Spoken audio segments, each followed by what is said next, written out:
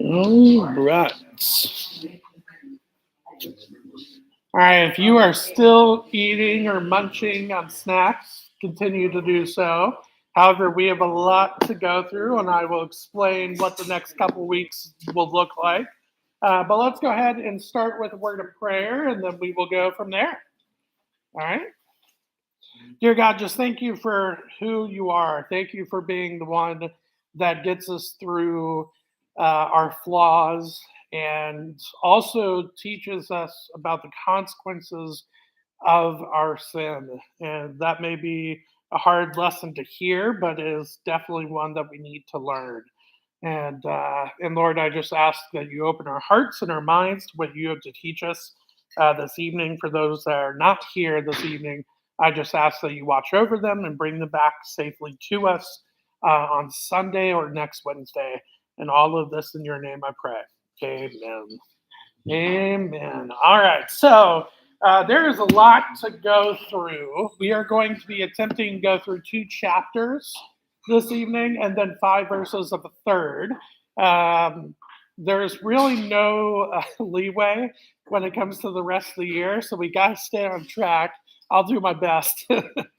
I was putting this together and I was like, oh, but I'm skipping things and I hate to do that. So, but we'll do our best. Next week, though, we are having a business meeting at 6:30. So we will start with the business meeting first, and then we will finish chapter 10 because outside of that, it said that we would have to do 10, 11, and 12 in like 30 minutes. I'm like, that's not happening. So we're going to just do the rest of 10 next week after the business meeting, and then we'll do 11 and 12 the week after that. But we'll be on schedule. So we will wrap up, I believe, December 18th, and then Christmas break. So with that being said, turn to Judges chapter 8. We are going to be wrapping up our time with Gideon, and then we're going to be looking at his son Abimelech and the chaos that happens there. And then the first 5 verses in chapter 10 are 2 guys named Tola and Jair, but they both only have 5 verses, so it's very short. With that being said, let's start with J.D. Greer, and we will go from there.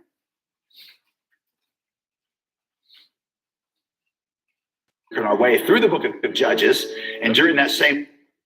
I may have watched this before. Sorry about that.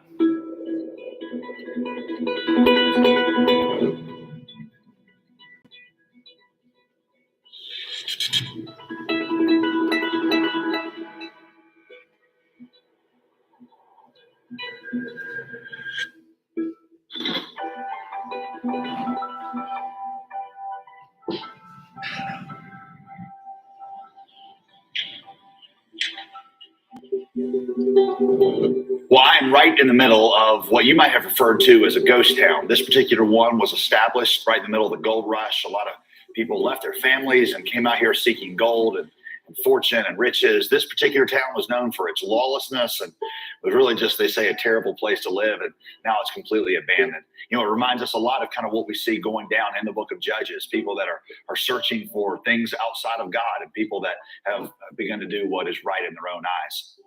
Well, we left Gideon last week on a high. He had just pulled off the most incredible upset in military history. With only 300 soldiers and 0 swords, he had defeated this massive Maradian Midianite army of probably around 100,000 soldiers without so much as a single casualty on his side.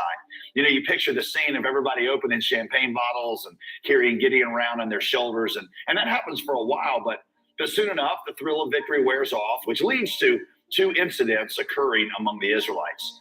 The first incident involves the tribe of Ephraim. Now, this was a large, very wealthy tribe in Israel who had their pride hurt because they got left out of Gideon's battle. So they really reamed Gideon for forgetting them. They felt insulted and slighted.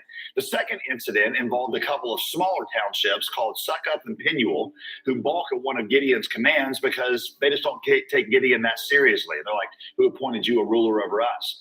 Their offenses are actually similar. Both Ephraim and Succoth and Penuel, both of them are committing acts of insubordination. But what is striking is how differently Gideon responds to each of them. To the large, wealthy Ephraim, Gideon responds with flattery to try and woo them over because he needs them and their money. But these smaller towns of Succoth and Penuel, he responds to them with harshness, actually going so far as to torture the leaders of Succoth by wrapping them in briars and beating them until they die, after which he levels the town of Penuel and kills all of its inhabitants. It's quite a different reaction, but that's because they're smaller and weaker and he doesn't need them. The most striking thing in all of this, however, is that in neither instance does Gideon consult God to ask God what he wanted. As a mighty successful general, he simply does what he feels like doing now.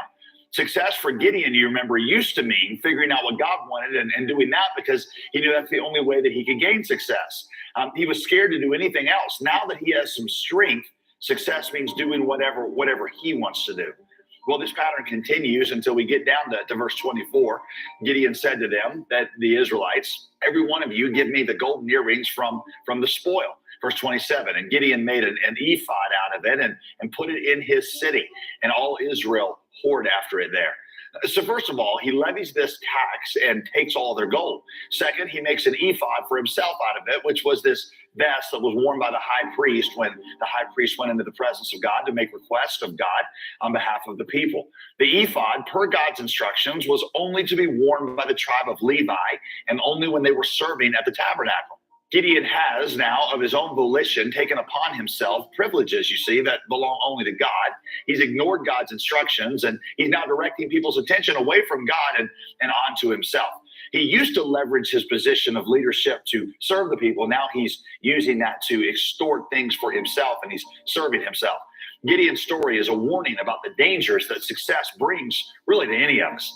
Here are 5 quick indicators that we see in Gideon's life that can show you that you're falling into the same success trap. Number 1, infrequent prayer. When Gideon felt weak, he pleaded with God for help and wisdom. Don't you remember those first chapters from his life? He was always like, God, how do I know you're with me? And God, what do you want me to do? Well, see, that's completely absent from the second part of his life. Prayerlessness is an indicator that we're working independently of God because we feel like we're capable of handling things our own way. The second indicator is a failure to consult others. Not only does Gideon fail to consult God in this chapter, he never really consults with anybody. He only consults with himself. Listen, I'm telling you, I've seen this so many times. People, even great leaders, get some success and that leads them to isolation. Proverbs 18:1 says, an isolated man seeks his own desire and rages against all sound judgment. But what that means is that when you get isolated and you don't have a community of peers speaking into your life, you will always grow corrupt no matter how great of a spiritual leader you are. Number 3, resentment.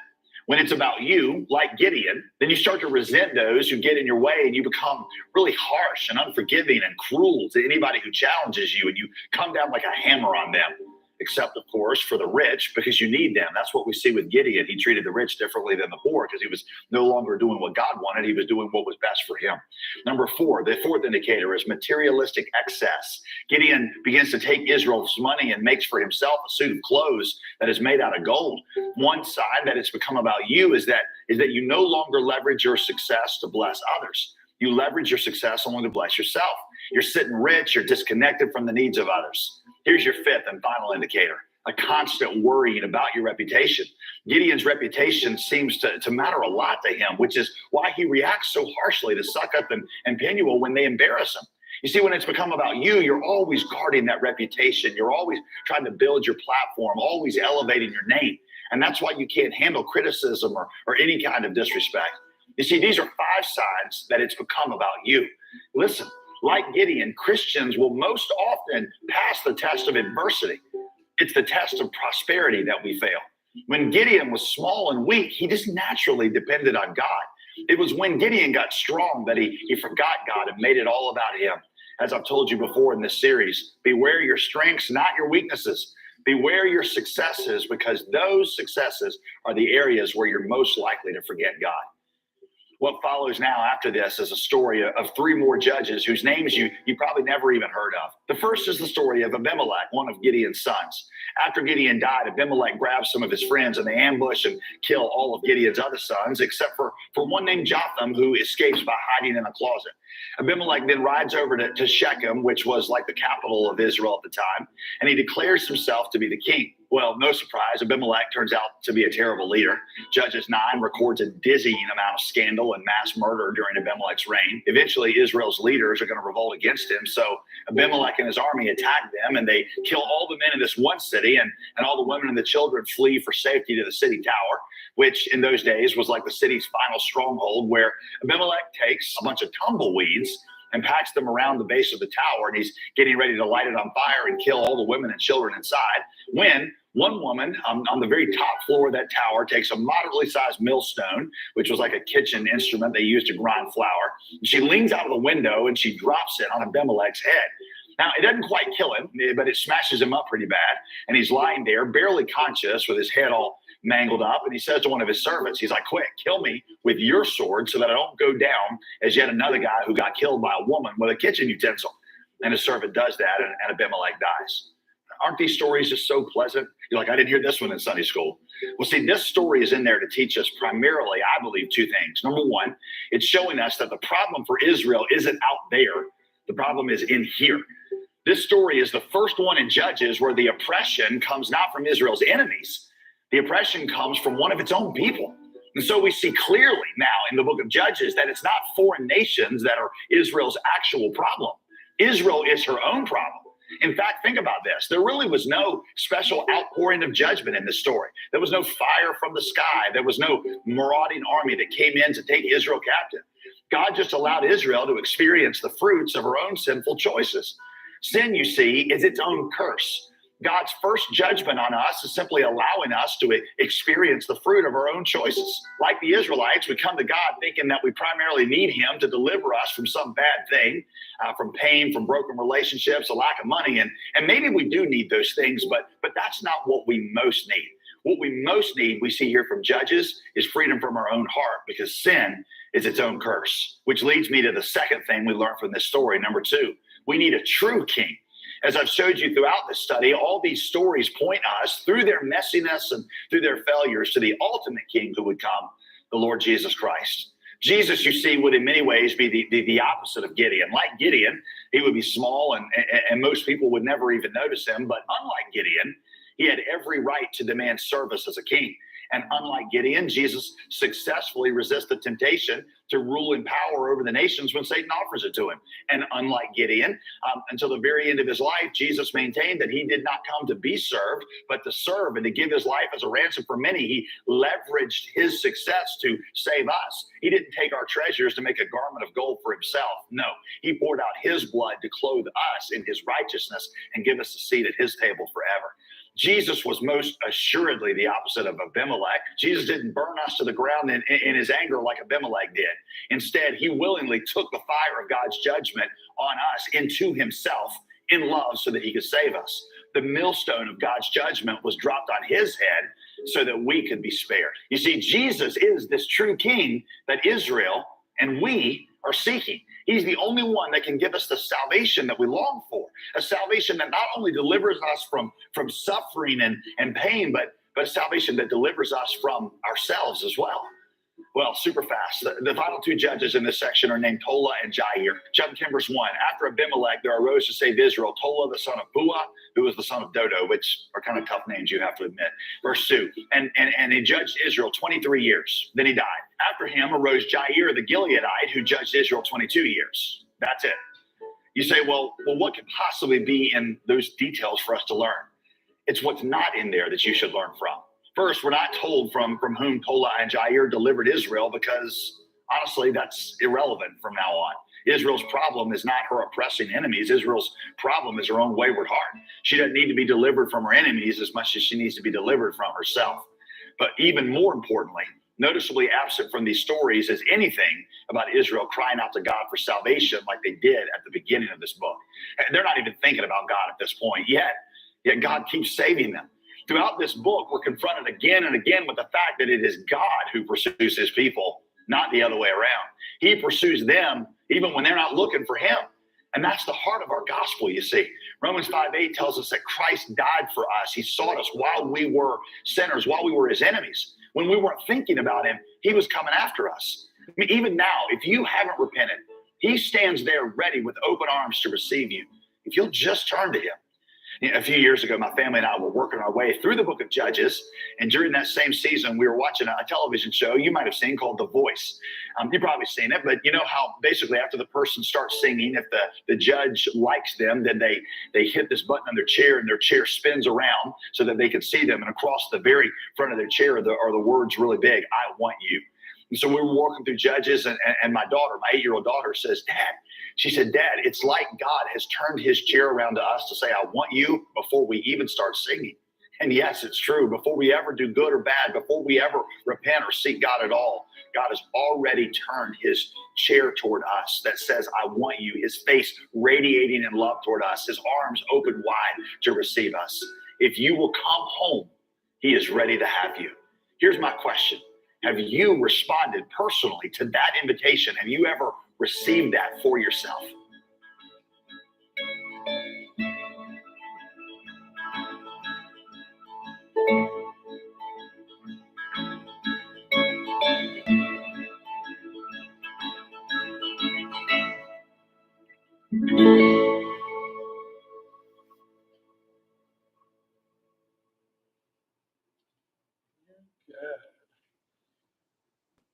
All right, sweet. Now, as I pull up our slides, I do want to ask the question on your first page, and let's get some discussion going here. Who is someone you respect as a leader, and why do you admire him or her? And I'll just put this one right off the table. You can't say Pastor Rick, all right? That we all know that that's very much true, and we respect Pastor Rick. So we already know that, right? So that's an easy one. So let's try one after that. There you go. Who do you respect as a leader, and why do you admire him or her?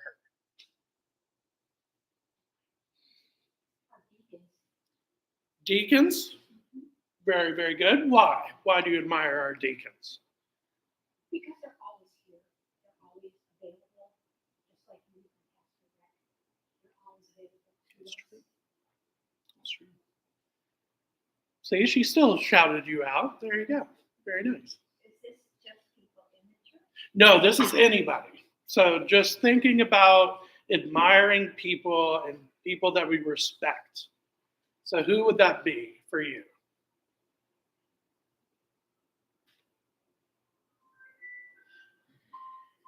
Any thoughts?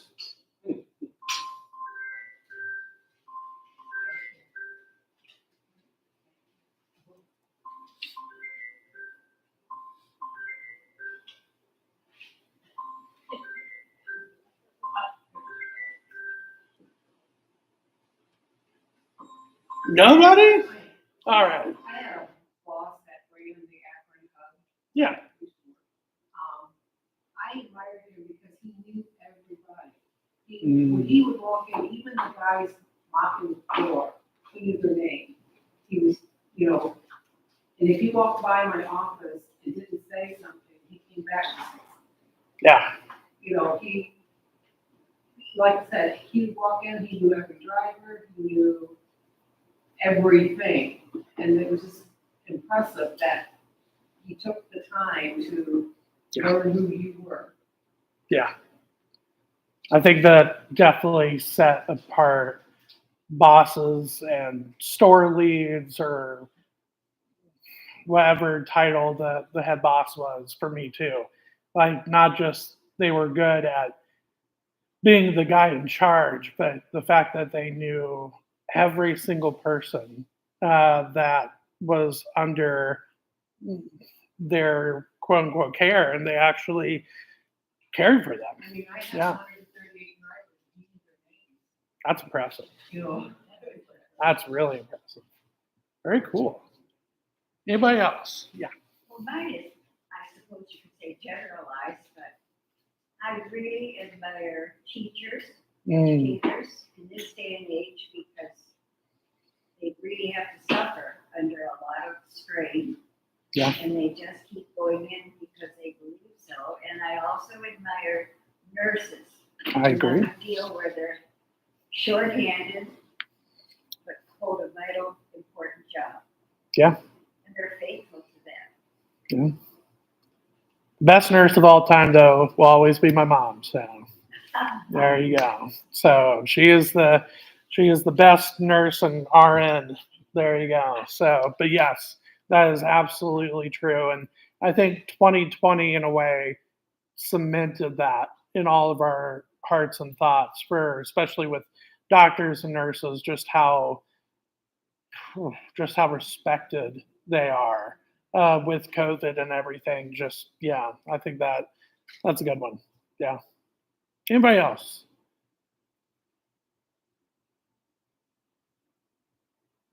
All right. So now, with that being said, you would think, oh, so we're going to talk about some admirable and respected leaders. No, I think what JD's point was, he was trying to get you to think, okay, here is what makes those folks respectful, because what we're about to read, not so much. So it is all about the consequences of our actions. General overview first. Main idea: since sin is an internal problem that is not solved by changing external circumstances, humans cannot save themselves. They need a savior. What a sentence. My goodness. I mean, yes, that's absolutely true. Because you've talked to one of my favorite interviews of any sports figure. They interviewed Tom Brady after one of his Super Bowls, and they asked him, "You must be the happiest guy on earth." And he said, and it's really quite powerful, he said, I've got titles, I've got money, and I've got accolades, but there's something missing, and I feel this hole in my heart, and I don't know what it is. And I remember at that time, I think I was on, I'm trying to remember where I saw it. I think it was YouTube at the time, and so I commented quickly, "Jesus, that's what you're missing, Tom." Obviously, Tom probably never saw that. That's okay. So, but it was interesting to see that he had everything that you would think he would want, and yet it didn't really fix anything because it was an external solution to an internal problem. And so I think that's a great start to this section. So what should I be thinking about? Well, to know the sinful human heart cannot be changed simply through changed actions or situations, but only through God. What should I believe in? Well, I feel a longing for God to change our sinful hearts away from selfishness or pride and toward godliness. And then finally, what should I do? Well, I submit my heart, my mind, and my will to God every day rather than living for myself. Absolutely. Again, all of that sounds awesome because that's the exact opposite of what happens here. So let's dive in. A lot of this is going to be a really big sections, so I'll take the bigger sections for the sake of time. At some point, we may just not be able to read those big sections, so you may have to read them at home. Again, I don't like doing that, but it is what it is. It'll be okay. All right, so let's start in Judges chapter 8, verse 1, and then we'll go through 21. Then the men of Ephraim said to him, "What is this that you have done to us, not to call us when you went to fight against Midian?" And they accused him fiercely. And he, being Gideon, said to them, "What have I done now in comparison with you? Is not the gleaming of the grapes of Ephraim better than the grape harvest of Abiezer? God has given into your hands the princes of Midian, Oreb and Zeb. What have I been able to do in comparison with you?" Then their anger against him subsided when he said this. And Gideon came to the Jordan River and crossed over, he and the 300 men who were with him, exhausted, yet pursuing. So he said to the men of Succoth, Please give loaves of bread to the people who follow me, for they are exhausted, and I'm pursuing after Zebah and Zalmunna, the kings of Midian. And the officials of Succoth said, Are the hands of Zebah and Zalmunna already in your hand, that we should give bread to your army? So Gideon said, Well then, when the Lord has given Zebah and Zalmunna into my hand, I will flail your flesh with the thorns of the wilderness and with briars. As you respond, right. And from there he went up to Penuel and spoke to them in the same way. And the men of Penuel answered him as the men of Succoth had answered. And he said to the men of Penuel, When I come again in peace, I will break down this tower.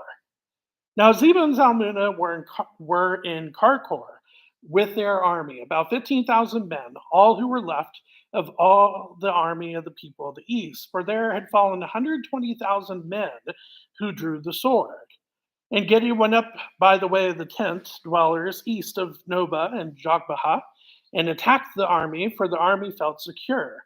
And Zebah and Zalmunna fled, and he pursued them and captured the two kings of Midian, Zebah and Zalmunna, and he threw all the army into a panic. Then Gideon, the son of Joash, returned from the battle by the ascent of Heres, and he captured a young man of Succoth and questioned him. And he wrote down for him the officials and elders of Succoth, 77 men.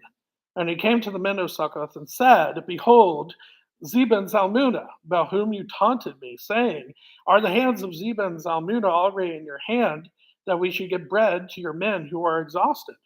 And he took the elders of the city, and took thorns of the wilderness and briars, and with them taught the men of Succoth a lesson. And he broke down the tower of Penuel, and killed the men of the city. Then he said to Zebah and Zalmunna, Where are the men whom you killed at Tabor? They answered, As you are, so were they. Every one of them resembled the son of a king. And he said, They were my brothers, the sons of my mother. As the Lord lives, if you had saved them alive, I would not kill you. So he said to Jether, his firstborn, Rise and kill them. But the young man did not draw his sword, for he was afraid, because he was still a young man. Then Zebah and Zalmunna said, Rise yourself and fall upon us, for as the man is, so is his strength. And Gideon arose and killed Zebah and Zalmunna, and he took the crescent ornaments that were on the necks of their camels.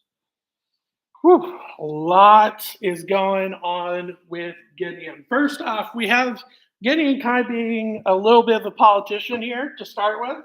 After the triumphant battle in chapter 7, the tribe of Ephraim was upset that they were not part of the original 32,000. So not the 300, but the original 32,000, which was pared down to 300. Now, it's interesting how he responds, because especially how it goes later on, you would think of him going, oh, well, get in line, you're below me. No, he actually reacts as a true politician here. Gideon uses the riches of the Ephraimites to compliment them. That's what we see in verse 2 that talk about the grape harvest. He's basically saying, look, there's nothing better than your grape harvest because you are the best of the best. And so it's, he's trying to pump them up a little bit. But then Gideon uses the military victory of Ephraim to compliment them as well in the first two parts of verse 3. And I think it's interesting when he says, what have I been able to do in comparison with you? What do you mean? You just led 300 against like 120,000. Like, what do you mean, what in comparison? But again, it's a very masterful way he's going about it. But as JD mentioned, I think he's doing so to try to get on their good side because he's, just trying to get on their good side and not actually for peaceful reasons. I think that is very true because of what happens with Succoth and Penuel, which we'll see just in a second. This political tactic, of course, calms the people of Ephraim. But then he begins to lose it. And with our cycle, we shouldn't be surprised that we're finally here at this point because we get hints that something's going wrong in chapter 4 and 5 with Barak. He's not stepping up as a man should, and it's just something is off. Well, now we have Gideon, and he starts, a little bit shaky with all the fear, but he then really steps up with the 300. But now it's just a downward spiral, which then leads to Jephthah with his really just dumb oath. That's what we'll get to in a couple weeks. And then, of course, Samson. And that's a whole different ballgame, which we'll get to soon. We'll get to that soon. But I do think, though, first off, it is a miracle in itself that the 300 are still the 300. I mean, seriously, think about this.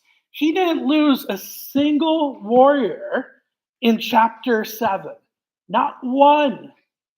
Because they're still called the 300. That's remarkable. But what does that tell you? That battle was won by whom?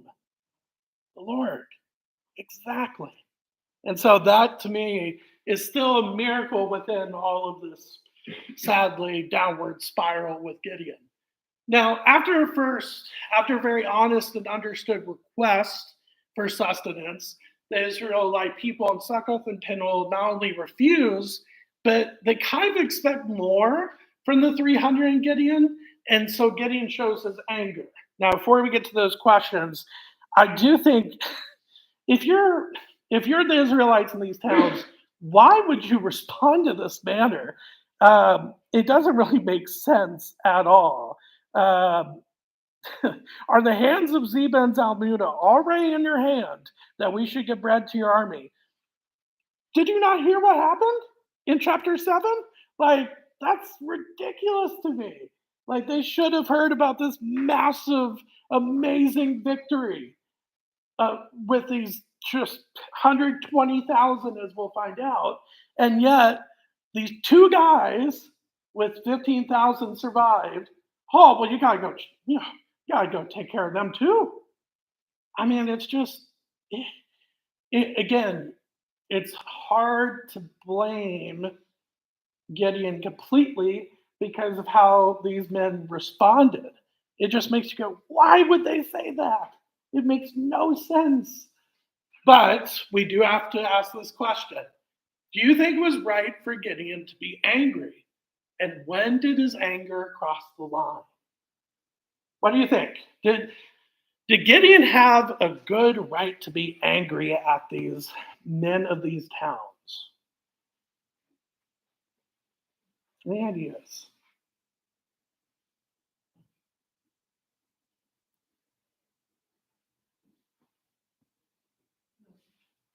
You say no? Okay. All right. He would, excuse me, I'm thinking possibly wrong, of course, but after he killed all those men, or they killed all those men, then they wanted more men killed. Right. Am I missing something here? Yeah, so Succoth and Penuel, the men of those cities, they basically, most likely, Zebah and Zalmunna probably had some sort of conflict with those two cities. So it could be personal. You're absolutely right. And so if that's the case, okay, I can still understand it.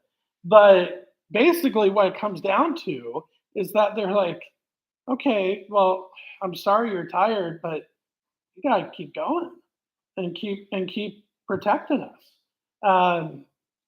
So it's kind of tricky, or maybe it's not. What do you think? Did Gideon have a right to be angry at the people of these two cities and how they responded?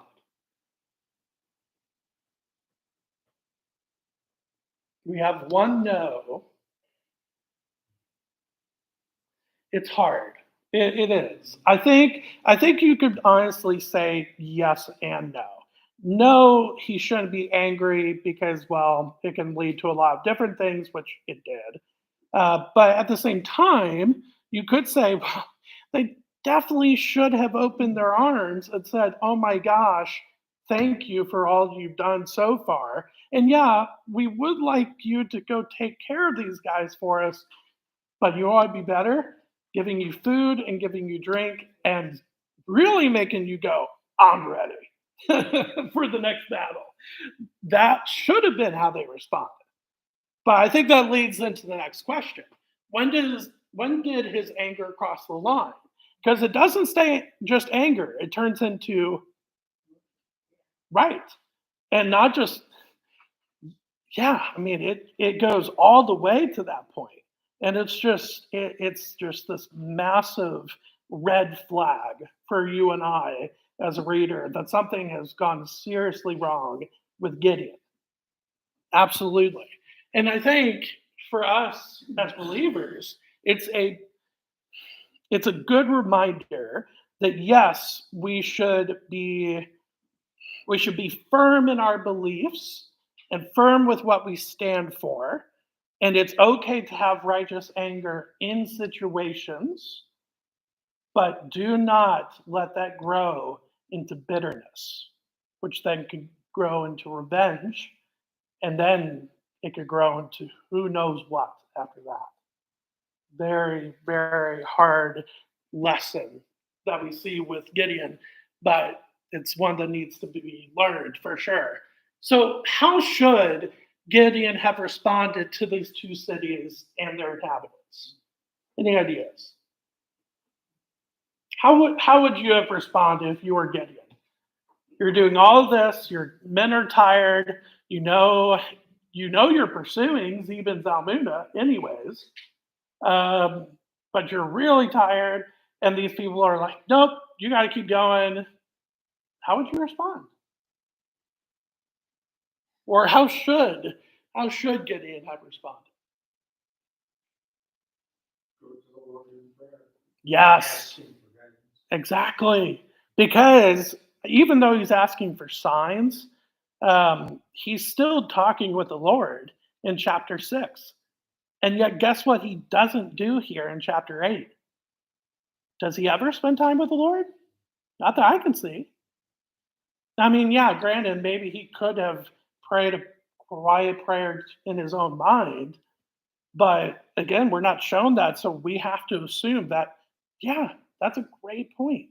He just refuses to take it to the Lord, and to be honest, I think he's riding that emotional, in a way, spiritual high, the success in chapter 7. I've got this. I'm Gideon. I can do this. Yeah, I think that's a good point. Very true.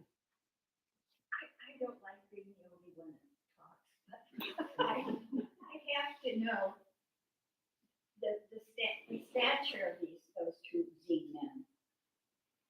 I mean, were they above him? So Zeba and Zalmunna are kings in Midian. So they are the enemies that have been oppressing Israel since the start of chapter 6. Now, most likely with Oreb and Zeb, there's probably some sort of maybe it's governorship.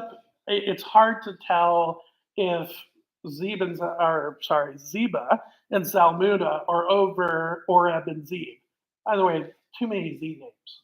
Anyways, it's hard to tell if who's who in hierarchy. But basically, at the end of the day, these four gentlemen, Oreb, Zeb, Zeba, and Zalmunna, are all orchestrating the oppression that Israel has faced.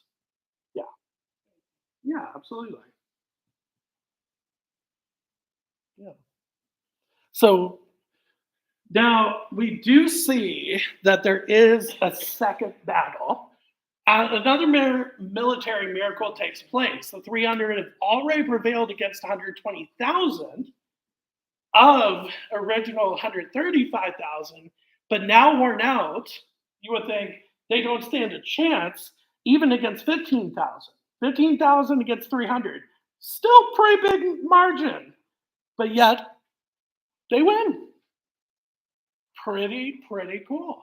Now, I do think it's interesting within these verses in 10 through 12, uh, the army has this feeling of security. Why do you think the 15,000 felt secure, especially after this massive loss in chapter 7? But yet they go to this place in Karkor and they feel secured. Well, I think it's because in Karkor, which was most likely in the territory of Ammon, so enemies of Israel, they felt like, okay, it's not just us, we're here, we're being watched by the Ammonites, we'll be okay. I think they also still had 15,000 soldiers left, and so that's probably why they felt secure. But I think it is just kind of ironic. Like, why would you feel secure after all that happened in chapter 7? It's kind of funny to me. It doesn't really make sense. But the fact that the 300 Gideon overtook 135,000 should make it clear that the Lord is the true victor in chapters 7 and the start of chapter 8. Now, absolutely, I agree. When it comes to anger building from here, it turns into murder. But the next step is revenge. Now, before Ziba and Zalmunna receive judgment, Gideon takes revenge on Succoth and Penuel in verses 13 through 17. Anger turning into revenge is what fuels Gideon here. But sadly, this revenge was against Israelites. Succoth and Penuel are not a foreign people. They are in Israel. And again, this should be red flag, red flag. A judge going against Israelites, problem. It should be saying that. And not only were they tortured, but some of them were killed. Again, major red flag. So it is sad to note that Penuel, by the way, was actually the location of where God wrestled with Jacob in the book of Genesis. So you have this wonderful, beautiful story of Jacob and the Lord wrestling as Jacob is trying to figure out, where am I fitting into this plan with the Lord? And he's wrestling with God, trying to figure out, what am I supposed to do? And now, though, it's turned into a location of the failure of God's judge. Gideon is just really failed as a judge. And it's just really, really sad to see. But sadly, that's not where it ends. He's not only failing as a judge, but he's failing as a parent. Once Gideon finds out that Ziba and Zalmunna had a part to play in killing his brothers, Gideon once again turns to furious revenge. Don't get me wrong. If I had the older brother syndrome when it came to my sister and her first boyfriend. It's a great story. I come out of it looking as a hero, of course, but it's a great story. So I go to the soccer practice that he had, and she was interested in me meeting him, and so I told Tyler, my brother, I was like, all right, I'm gonna walk in, and this is how I'm gonna walk in. And I did. I walked right up to him, and then I realized he was like a foot and a half taller than me. And so here, I'm pretty sure it started like this, and then like that. So it was just a really, really funny, it was just kind of a funny story. But that very much is not really what's going on here, but it is, that's very much how I acted. But once Gideon, my point with this is, though, when it comes to family, I understand why he gets angry, especially with the death of his brothers. But again, does that mean that he should turn to revenge? No. especially as a judge. He should be leading by example, and yet he fails. But not only that, but Gideon fails here because he was angry over the killing of his brothers, yet he just killed his fellow Israelites, which are, yes, not biological brothers, but are his ancestors. I mean, they're all in the same line of Jacob. It's so sad. And so, and guess, of course, who's watching all of this? It's his son. Gideon fails here as a father. Jair was not ready for this task and shouldn't have been burned with it. Sadly, as parents, our sin can have lasting consequences on our children, as Jair had to watch his father kill Zeba and Zalmunna because Jair didn't want to.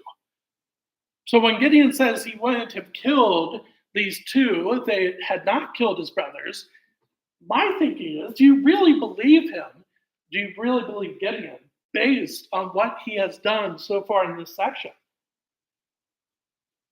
Not really. It's hard to believe him when he says this. I'm like, maybe, but you've gone from this guy that is really scared, but he's asking God the right questions, to being overjoyed about doing what the Lord has said going into battle. But now it's just the smallest things sets you off. It's a downward spiral for him. I think that is really, really interesting to see. Now, with this next section, again, we're gonna look at just bits and pieces of it. So from here on out, we're probably not going to be able to read every single word, which again breaks my heart, but it's okay. I do want you to spend time in these chapters. Now, with Gideon's ephod, this is very much a spiritual failure of Gideon. Not that the other one, what we just looked like, isn't spiritual failure at all. It is. But this is very much spiritual failure because he's indirectly setting up an idol for his own people, as we'll see in just a second. So Gideon's failures in anger sadly then continue into spiritual spiritual failure. Gideon does make the right choice. He does when it comes to refusing kingship and giving it to the Lord in verses 22 through 25. Obviously, he's won a great military victory. Great, let's give him the reins. You should be awesome at this. We'll just give you the reins. But Gideon says, you know what? I don't think so. I'm not going to take that position on. And really, the Lord should be your king. Yes, absolutely. But then the following actions that he does makes you go, wait, didn't you just say something? That's where we're going to go next. However, he then requests the golden gift in verses 24 through 26. They're supposed to get all this gold together that they just gotten from the Midianites and the spoils of war, and they get all this together, and he molds something out of it. Well, this should absolutely, for you, somebody who reads scripture, this should absolutely remind you of the golden calf incident in Exodus chapter 32. Aaron says, bring all your gold to me, puts it all together, and molds the golden calf. Now, granted, when Moses comes down, he says, well, I threw the gold in and poof, golden calf came out. Obviously, that's not true at all. But anyways, here Gideon also received a little more than 41 pounds of gold. That's impressive. An impressive amount of gold. But sadly, he makes it into this ephod. So, and which is so destructive because it eventually becomes an idol. Now, the ephod was only meant to be worn by the priests or the Levites, as the ephod was supposed to be the holy breastplate or breastpiece for the priests, as we see in Exodus chapter 28. So this was supposed to be reserved for a very special role and people in that role. That's who it was supposed to be for. And yet Gideon decides, I'm going to make it. Well, that really goes very much against what he said earlier when he said, you know what? No, I don't want the kingship. And yet he's saying, but you know what? I think I'm good enough to be the one that should be seen as the one that could be in the presence of God. It could be maybe he's wanting to be like Moses potentially, but his actions do not support his words earlier. So the last thing with this, look at verse 27. And Gideon made an ephod of it and put it in his city in Ophrah. And all Israel whored after it there. And it became a snare to Gideon and to his family. The verb in verse 27 connected with Israelites, the ephod, which is whored, may seem dramatic at first, but this is exactly how God views idolatry. Why do you think that verb is used here? Any thoughts?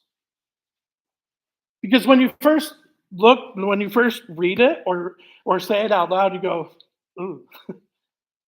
Why do you think he used that verb? What do you think he's trying to get at?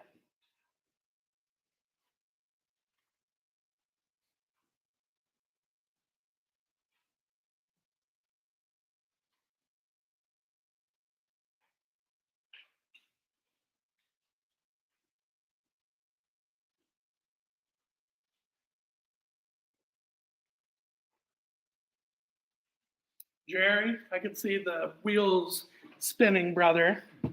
What do you think? I had trouble grasping exactly, but he's not only listening to the Lord. He's trying everything humanistic. Yeah. At this point, versus relying on God. Yeah, absolutely. So with this whole mindset, I think it really comes back to going after something or someone with all of yourself, but in a way that you know that you shouldn't. I think that's the mindset behind here. The Israelites knew that they should be worshiping the Lord, absolutely, but yet they give all themselves to this breastplate of gold. Literally, that's what it is. And so, for some reason, this massive win that happens in chapter 7 just gets completely thrown out of their mind. And they turn to this gold breastplate. Oh, this thing is awesome. We should follow after this thing. It's funny, but as we talked about on Sunday, so many times we do that with things in our life. So many times I should be saying, Lord, I need you to step in and work in this situation. That's what I should do. But instead, I'm like, oh, well, if I do this, or if I turn to this person to help me do this, but I never talk to the Lord about it, it's very easy to slide right into that thinking and to doing that. It's very easy to do. I think that's what happened here. And so, yes, it sounds funny because you get the picture of everybody either on their knees or in a circle and they're all bowing to this breastplate of gold. It's kind of funny to think about because you're like, why would anybody believe that this breastplate of gold would help them in any way? But then again, I tend to turn to other things or turn to other people before I turn to the Lord. So is it really that hard to believe? I don't know. So I think that is a really interesting thing to keep in mind when it comes to why that word was used. Now, there is definitely some tragedy going on with the family of Gideon. Even though there was peace on the surface, the end of Gideon's life is absolutely extremely tragic. Absolutely, it is. Not only do you have this, this ruler basically be forgotten, but as soon as he dies, they are back to the cycle. Not like there's a little bit of time of peace, and then there's a little bit of time of peace after the judge dies. No, it's almost like they hear about the obituary, they might go to the funeral, maybe, but then as soon as they hear about all that, hey, let's go worship something else. That's basically what happens here. It's incredibly tragic. And then Gideon became a man of many wives, and which is why he was able to have 70 sons. And yeah, which is interesting. Yeah. So, and again, the moment Gideon died, as soon as the cycle starts again, and then Gideon's family, the 70 sons, were not admired by all, and they all face tragedy in chapter 9. Now, for the sake of time, we're going to have to stop. I'll have to figure out how to put all this together. We'll figure it out, Lord willing. I don't want to skip over Abimelech. It is a really interesting passage. But basically, all 70 sons, except for one, are killed by Abimelech. It is an absolute tragic story. But here's where we'll finish tonight, though. There were 5 things about bowing to success that JD mentioned. Why is it so easy to bow to success? But more importantly, what are signs that you have done so? 5 things. First, infrequent prayer. Your prayer life starts to, I'll get around to it. Or it could be you find yourself praying, oh Lord, can you give me this and this and this and this and this and this and this and this and this and this and this and this, and that's all you pray. So that could be 1. 2, failure to consult others. Oh, well, I don't know. Nobody else needs to know about what's going on. I'll keep it to myself. 3rd, resentment. Oh, man. Cleveland's baseball team is so much better than the Reds baseball team. Oh, man. Okay, obviously more resentment than that, but you get what I'm kind of getting at.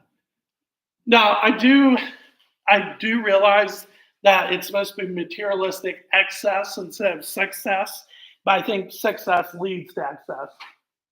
Sorry. But yes, materialistic excess, the more you have, you will start to really just obsess over what you have. And then finally, constant worry about reputation, or what could also be called the fear of man. And what is that? What is the fear of man? The fear of man is this: I am constantly worried about what Maureen or what Jerry think of me. Even if I'm doing everything right according to the Bible and according to what God has called me to, fear of man is, yeah, but what does so-and-so think about what I'm doing? Or, I understand what I'm doing, but I really want them to be impressed.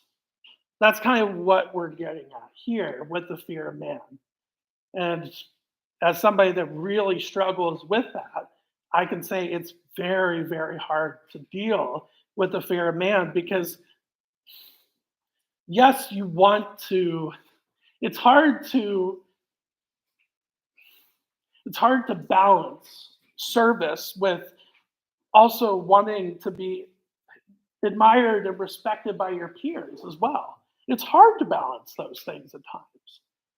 And again, I think that's kind of where the fear of man comes in. So with that being said, we will stop there because again, I do not want to miss and just blow right through Abimelech. So we will pick up chapter 9. So we will finish chapter 9 and then all of chapter 10, Lord willing, next week after business meeting. So with that, we will head to our time of prayer.